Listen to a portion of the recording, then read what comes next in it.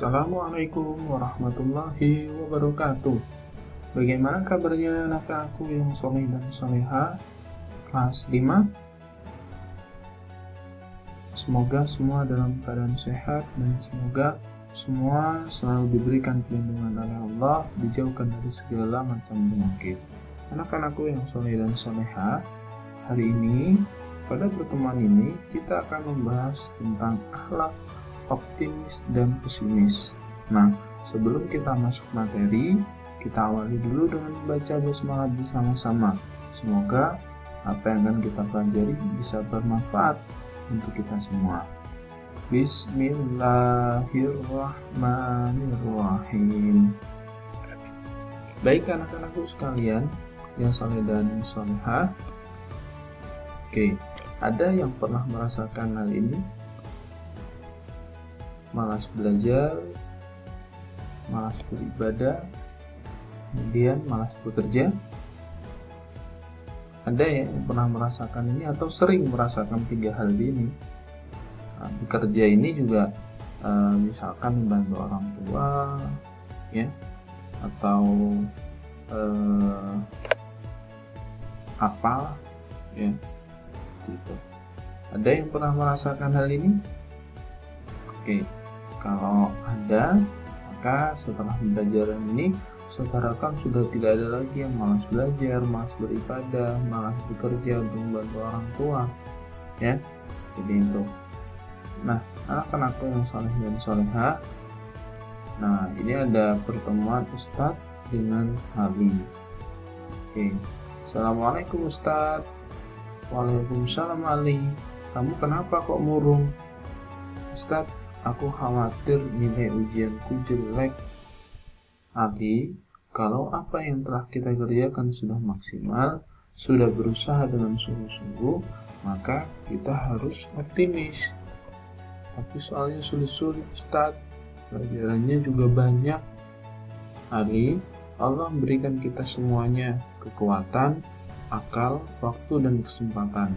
Kalau kita yakin, kita berusaha, kita minta kepadanya, insya Allah kita akan diberikan kemudahan.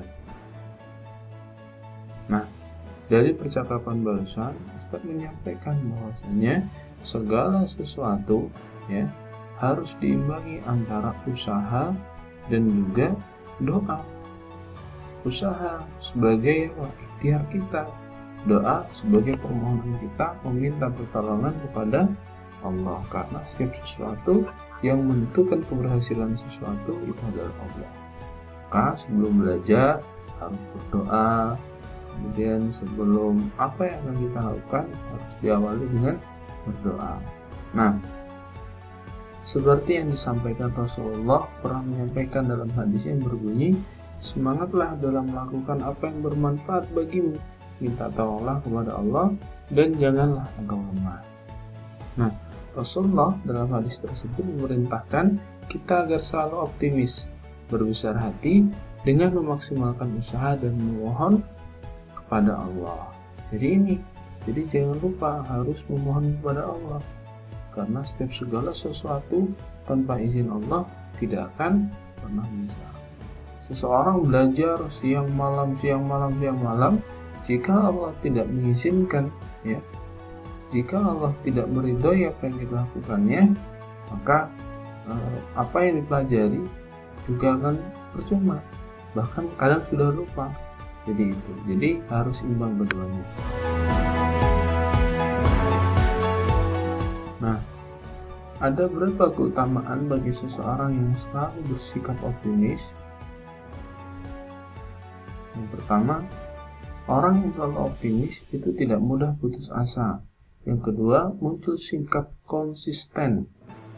Yang ketiga, menambahkan keyakinan tentang ketentuan Allah.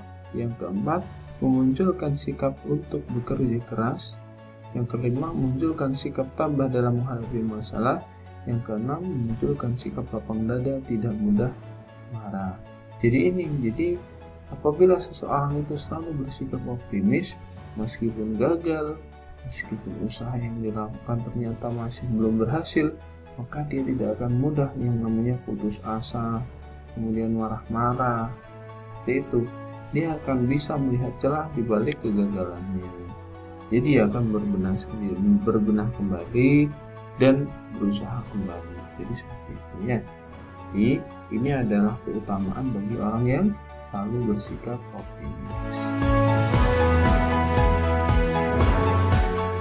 Nah, ciri-ciri orang yang optimis: 1. Percaya diri, tidak bergantung pada orang lain, penuh harapan keberhasilan, yakin akan kemampuannya, tabah dalam menghadapi masalah, sabar, tidak mudah putus asa, lapang dada, dan tidak mudah marah.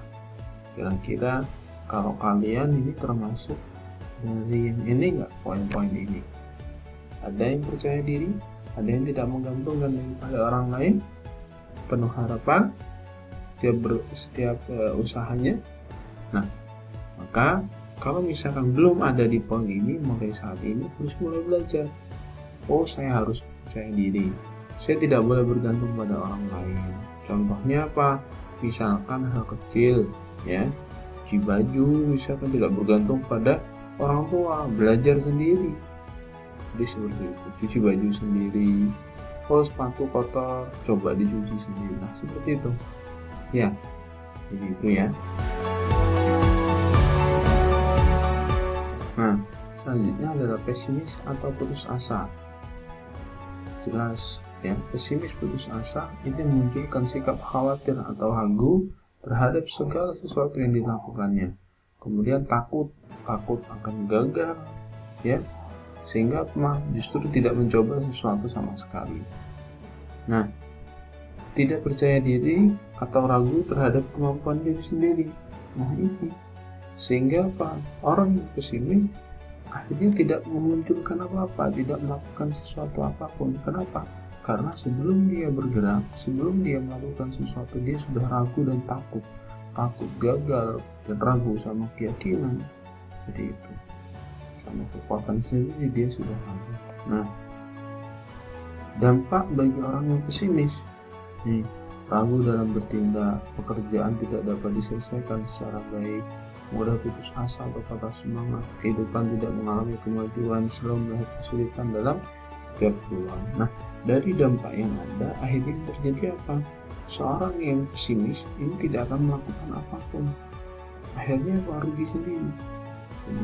Tapi kalau orang yang optimis, meskipun gagal terus mencoba, suatu saat dia yakin dengan kemampuannya, dia yakin sama Allah, maka suatu saat Allah akan memberikan keberhasilan.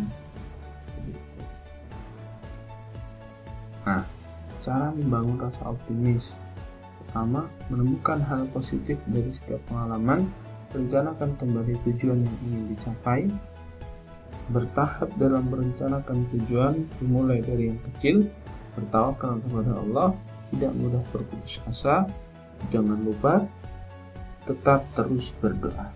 Jadi ini adalah bagaimana cara kita membangun rasa optimis. Nilainya belum bagus PTS-nya, nggak usah khawatir. Kenapa? Oh, PTS berarti saya belajarnya kurang. Kalau nilainya masih kurang bagus, nilainya sudah 100 gitu ya, sudah 100, kemudian merasa puas, gampang ternyata, nggak usah belajar. Nah, ini juga salah. Jadi ini adalah cara-cara bagaimana cara kita membangun rasa optimis. Nah, ini adalah salah satu doa agar kita senantiasa diberikan kemudahan.